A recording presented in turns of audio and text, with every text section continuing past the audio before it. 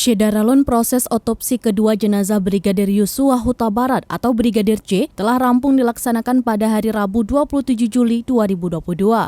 Dilaporkan proses autopsi kedua jenazah Brigadir J ini atas permintaan pihak keluarga melalui kuasa hukum. Proses otopsi ini dilakukan oleh 7 dokter ahli forensik.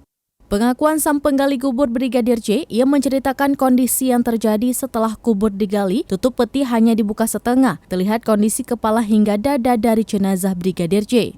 Ia menceritakan bahwa kondisi Brigadir J dalam kondisi utuh. Terlihat ibu dari Brigadir J, Rosti Simanjuntak pun terlihat tiba di RSUD Sungai Bahar bersama sejumlah keluarga lainnya.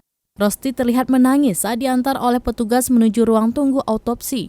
Jenazah Brigadir J diformalinkan untuk membantu temuan-temuan berdasarkan luka yang ada secara teori.